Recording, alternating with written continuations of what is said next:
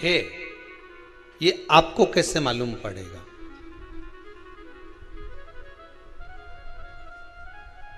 पितृ भूखे हैं इसका तो वर्णन हमने पहले कर दिया कि रात्रि को जब आप सोने के बाद में 1-1.5 घंटे बाद अगर आपकी नींद खुल जाए, 1 घंटा 1.5 घंटा आप सो लिए, उसके बाद जो नींद खुली तो 1-1.5 घंटे तक अगर आपको नींद नहीं आ रही है, रात्रि को सोने के बाद में 1 घंटे बाद जब उठे तो आपको प्यास लग गई, भूख लगने लगी, प्यास लगने लगी कि मेरे को पानी पीना पड़ेगा, घबराहट हो रही, पानी पीना पड़ेगा। 1-1.5 घंटे सोने के बाद अचानक नींद खुले और आपको प्यास लगे, समझ लेना आपके पितृ भूखे हैं और प्यास है।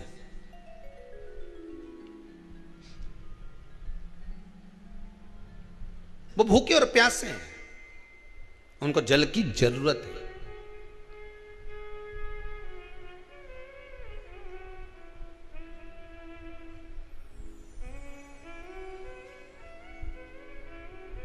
किसी भी नदी में, सरोवर में, कुंड में, बावड़ी में, तालाब में, आप तीर्थ में जाकर जब स्नान करते हैं तो स्नान करने के बाद एक काम का नियम बना लो कि अपने हाथ की अंजलि में जल लेकर अपने पूर्वजों को देना है।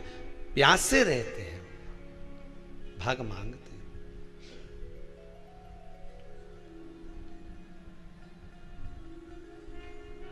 भाग प्राप्त करना। 3 वृक्ष पितरों के तुल्य हैं। नैमिषारण्य की कथा में भी कहा था 3 वृक्ष पितरों के तुल्य हैं। पहला पीपल, दूसरा बट वृक्ष, तीसरा बेलपत्र का वृक्ष। ये पितरों के तुल्य हैं। अगर आपको रात्रि में नींद नहीं आ रही है, ऐसा लगता है कि रात्रि को 1 घंटा 1.5 घंटा सोने के बाद कुछ गलत गलत विचार आने लगते हैं, नींद सुबह 3 बजे तक 4 बजे तक नहीं आती, 4 बजे के बाद फिर नींद आती है, तो एक प्रैक्टिकल जरूर कर देखना। एक प्रैक्टिकल करने में क्या जाता है, प्रयास करने में क्या कुछ जाता है क्या? प्रैक्टिकल कर देखना कि कहीं सीवर वाला महाराज झूठ तो नहीं बोल रहा, तो प्रैक्टिकल करने में कुछ नहीं जाए। 1 लोटा पानी लो, उसमें थोड़ा सा कच्चा दूध डाल लीजिए, श्राद्ध पक्ष चल रहा है, बेलपत्री का पेड़ या पीपल का पेड़ या बट का पेड़, इन पेड़ के नीचे ले जाकर उस दूध को दोपहर में सुबह 10 बजे से लेकर 12 बजे के बीच में ले जाकर चढ़ा दीजिए। रात्रि को फिर ना आपको प्यास लगेगी ना भूख लगेगी, नींद एक बार लगी तो सुबह ही खुलेगी। प्रैक्टिकल करने में क्या जाता है? पानी डालने में तुम्हारा कुछ जाएगा? अरे बोलो तो सरी, हमें 10 रुपया का दूध जरूर उसमें, और तुम इतनी चतुर हो, इतना सारा दूध थोड़ी डालोगी, तुम 2 चम्मच डालोगे। कहाँ तुम इतना डालने वाली हो है?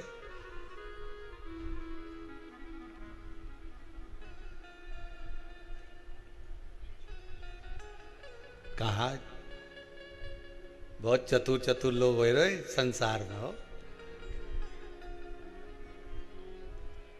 भले पूजन पाठ नहीं करे पर कहीं का एकदम मिलने आ जाए ना, क्या अम्मा जी है क्या पाठ कर रही है, फिर वो भी बैठ गई तुरंत, अभी तो सोई थी,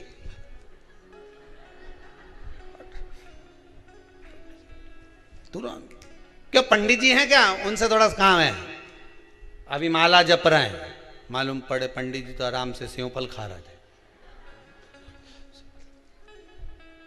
अब प्लेट सोफा के नीचे घुसे तुरंत।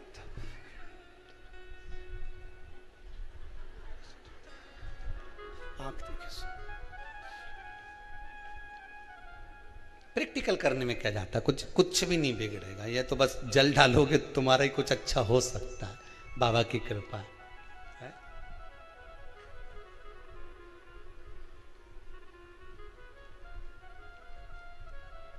3 वृक्ष पितरों के तुल्य हैं। पहला जम के बोलिए पीपल, दूसरा बट वृक्ष, तीसरा बेलपत्री का वृक्ष। तीनों पीपल के वृक्ष में 52,000 ब्राह्मण एक साथ निवास करते हैं, इसलिए पितृतुल्य है। बट वृक्ष ब्रह्मा जी के मस्तक से बना, इसलिए पितृतुल्य है। और बेलपत्री का वृक्ष माता पार्वती जी के अश्रु से बना। जब आंसू गिरे थे माता जगत जननी जगदम्बा पार्वती के, उस समय पर पितृलोक में हलचल उत्पन्न हो गई थी। हमारी नातिन की आंख में आंसू कैसे आ गए? मैनावती की पुत्री है,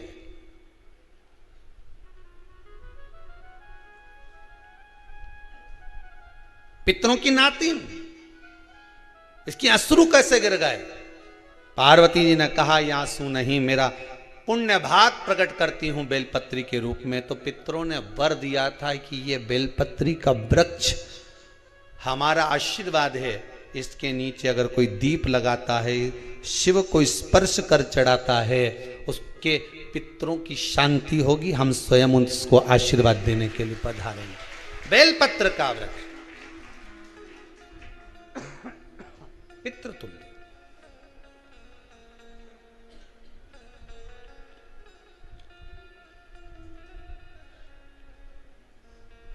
तो रात्रि को अगर भूख लग रही है, प्यास लग रही है, तो पितृदोष। दूसरा पितृदोष का लक्षण बताया, घर में कोई शुभ कार्य ना हो, वंश की वृद्धि ना हो। 1 रुपये कमाओ, 1.25 रुपये खर्च हो रहे हैं, पैसा 10 जगह से कमाई आ रही है पर घर में टिक नहीं पा रही है, आया गया, पितृदोष। जरा सी कटोरी पड़ी है, उसके पीछे विवाद चालू हो जाए, पानी ढुल गया उसके पीछे विवाद हो जाए, या छोटी छोटी बात में घर में क्लेश मचा हुआ है, पितृदोष है। समझ लो हमारे पूर्वज हमसे खुश नहीं है, प्रसन्न नहीं। कोई कहता है गुरुजी श्राद्ध बड़े बेटे को करना चाहिए कि छोटे को करना चाहिए? शिव महापुराण की कथा कहती है, अगर जायदाद का पूरा हिस्सा बड़े ने लिया हो और तुमने अपनी माता का दूध ना पिया हो तो एक ही को कर लेने दो। अगर माता का दूध पिया है और अगर एक अंगूठी भी ली है, जरा सा एक कपड़ा भी अगर सास का लिया है, तो श्राद्ध तो तुझे करना ही पड़ेगा, करना ही पड़ेगा। तूने मेरा दूध पिया है तो बिल्कुल जम के तो बोलो। अगर तुमने उनका कुछ खाया है तो अब एक काम और हो सकता है, गुरुजी वो श्राद्ध अगर हम नहीं करें और बड़े भैया करें और हम उन्हीं के यहाँ चले जाएं तो चले जा, मना कौन कर रहा है? पूड़ी का तेल तू ले जा, खीर का दूध 2 थैली तू खरीद के ले जा। जितना वहां वो सेवा करे उतनी सेवा तुम करो। गलत है क्या? जायदाद का भी तो हिस्सा किया था। सुई की नोक के बराबर नहीं धुआं ने, ईंट इधर खसकी है तो हमारी इधर खसका दीजिए। हमारी बसियत में इतना लिखा है तो फिर बसियत में ये भी लिख के जाना चाहिए था। मैं तो क्यों सबके, तुम डरो मत ही रहे एक भी। जब छोरा छोरी के जब सब सामान, प्रॉपर्टी दो ना, जमीन दो ना, जायदाद दो ना, सारा सामान छोरा छोरी के दो, तो उनके लिख के भी जाओ कि हमारी श्राद्ध कर दे अच्छे से, नहीं तो भूतड़ी बन के सताऊंगी।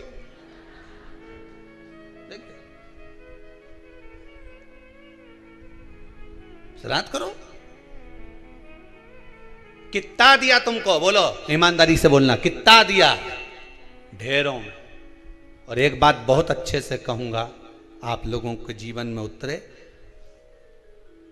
अगर मायके में भाई, मायके में भाभी, मायके के लोग अगर आपके माँ बाप का श्राद्ध नहीं करते हैं तो बेटी भी अपने माता पिता का श्राद्ध कर सकती है। उसने भी दूध पिया है अपने माता पिता का, पर वो श्राद्ध का भोजन कौन कराएगा? बेटी का पुत्र हो, बेटी की पुत्री हो, वो कराए। और नाम वो नाना नानी का ले ले, करे। अगर वो नहीं कर रहे हैं, वो नहीं संभालते, वो नहीं जानते, तो आप करो, तो करे। 2 भाग होते हैं।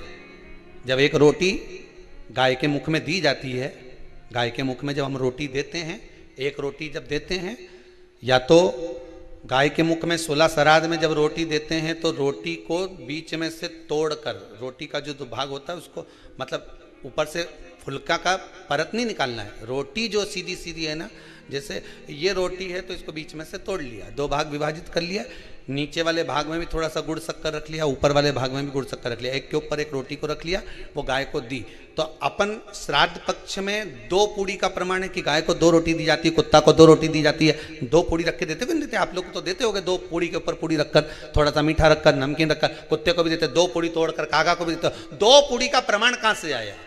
2 भाग रोटी के टुकड़े का प्रमाण कहां से आया? श्राद्ध पक्ष में ही ऐसा क्यों किया जाता है? बाकी के समय पर तो कोई ऐसा 2 पूड़ी का प्रमाण ही नहीं, पर श्राद्ध पक्ष में ये क्यों कहा जाता है कि पूड़ी के ऊपर पूड़ी रख दे, उसमें मीठा रख दे, खीर शक्कर रख दे, गाय को दिया, कुत्ते को दिया, कागा को दिया, ऐसे क्यों कहा जाता है? उसका कारण क्या होता है? उसका केवल एक कारण है, जो नारी ने भोजन का निर्माण करा है, जो घर की बहू भोजन बनाई है, जो घर की बेटी ने भोजन बनाया है, घर की माता ने भोजन बनाया है। महाराज, पिता पुरुष एक कुल को तारता है, बेटी 2 कुल को तारती है। जब श्राद्ध पक्ष में 2 भाग रोटी के कर कर गाय को देती है तो 1 भाग तो उसके ससुराल वालों को मिलता है।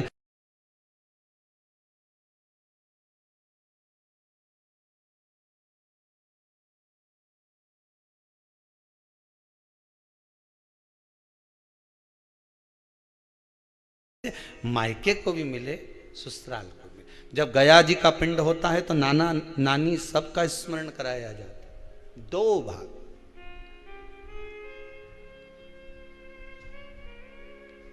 पुण्यता प्राप्त। अब लोगों को मालूम तो है नहीं कि 2 पूड़ी क्यों रखते हैं, उसका कारण वर्णित है शास्त्रों, दोनों पक्ष तारने के लिए, दोनों पक्ष का स्मरण कराने के लिए। महाराज, बिंदु प्रेत योनि में पड़ा, चंचुला देवी उनके मोक्ष का प्रयोजन कर रही है, प्रयास कर रही। क्या करा जाए कि इनको मोक्ष मिल जाए? कहा शिव महापुराण की कथा। पार्वती मैया की सहेली बन गई और पार्वती मैया ने शिव महापुराण में प्रेत योनि से मुक्त होने के लिए कहा, तुम रुका जी के यहाँ जाओ, देवऋषि नारद के पास जाओ। नारद जी ने तुमरुका जी के पास भेज दिया। क्यों? नारद जी जानते हैं मैं कथा नहीं कर सकता, मैं कथा सुन सकता हूं पर कह नहीं सकता, कहने के लिए मुझे बैठना पड़ेगा, सुनने के लिए हो सकता है कि मैं चले जाऊं, वापिस आकर बैठ जाऊं।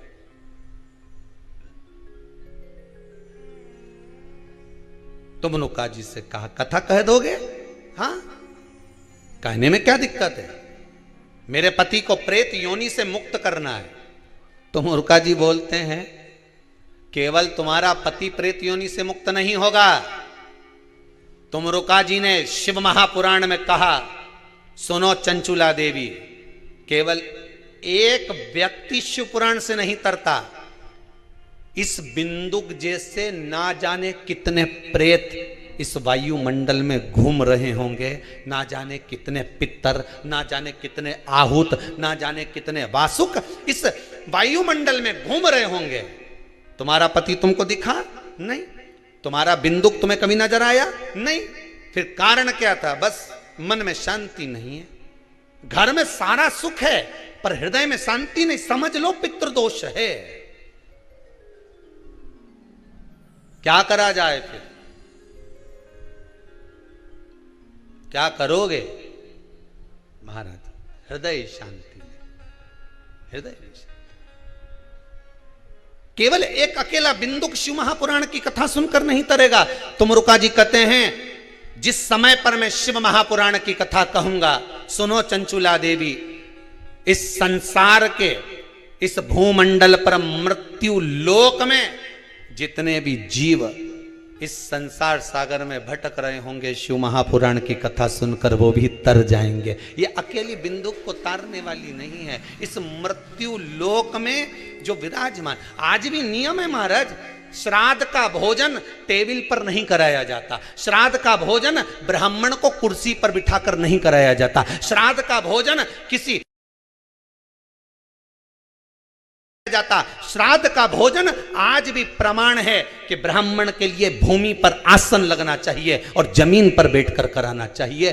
तब क्यों? क्योंकि इस भूमि पर बैठकर जब भोजन कराएंगे, इसी भूमि से ना जाने कितने पितृ गए, कितने तर्पण हुए, कितनी तिलांजलि हुई, इसी भूमि से, इस रज से, इस कण से ना जाने कितने जीव चल गए। अब लकड़ी पर या टेबल पर या कुर्सी पर बैठकर ब्राह्मण को भोजन कराने का प्रमाण नहीं है।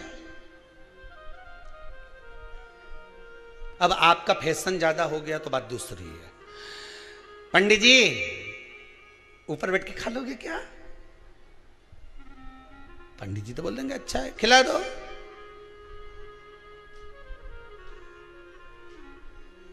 ऊपर बैठ के क्यों? वो झुकने में थोड़ी सी कमर लचक जाए, क्योंकि खीर परसेगी तो झुकना पड़ेगा। अब ब्राह्मण अगर भोजन करने आसन पर बैठेगा, तुम अगर थोड़ा झुककर परसोगी, ब्राह्मण के सम्मुख में आप थोड़ा सा भोजन कराते समय झुकोगी, जरा विचार करिए। यशोदा मैया के घर में संतान नहीं थी। यशोदा जी श्रावण के महीने में श्रावणी करने आए हुए ब्राह्मण को मात्र खीर परोसने के लिए गई थी। 52 साल की उम्र थी, संतान का सुख नहीं दिख रहा था, खीर परोसने के लिए गई। उतनी देर में ब्राह्मणों ने देखा इनके घर में संतान नहीं है, पुत्र भव कह दिया। और यशोदा जी के पति श्री नंदलाल नंदराय जी कह रहे हैं कि बाबा मैं 60 का या 55 की, बाल हो गए धोले और तुम कह रहे हो पुत्र होगा, कहां से होगा? ब्राह्मण कहते हैं ब्राह्मण जब भोजन करता है, भोजन करते समय जब वर देता है, वो वर गलत नहीं हो सकता, कहीं से भी आएगा, पर छोरा तो आएगा। और आया, कहीं से भी आया, पर पुत्र आया, क्योंकि आशीर्वाद दिया था। श्राद्ध पक्ष का भोजन टेबल पर नहीं, कुर्सी पर नहीं, श्राद्ध पक्ष का भोजन ब्राह्मण को आसन लगाकर जमीन पर कराना चाहिए, भूमि पर।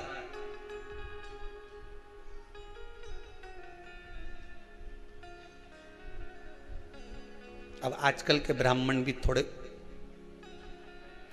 नीचे,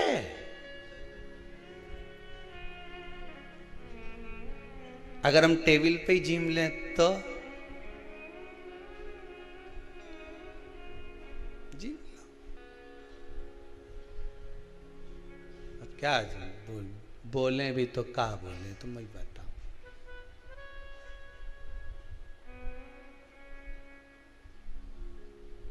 थोड़ा सा भाग भूमि का हो महाराज। तर्पण तिलांजलि सब भूमि पर। हम तो जो जजमान हवन करने के लिए भी जो जजमान लोग नाम लिखाए हैं पितरों के लिए, तो हम उनको भी कहते हैं कि कुर्सी पर बैठकर आहुति छोड़ने से अच्छा है आप बैठो मनानी पर, पहले सबसे पहले भूमि पर 10 मिनट बैठो, पर बैठ कर आहुति छोड़ो। उसके बाद भले आप स्टूल लगाओ, कुर्सी लगाओ, आपकी मर्जी, पर 10 मिनट 5 मिनट तो आप भूमि पर बैठो उन जीवों के लिए, उन जीवों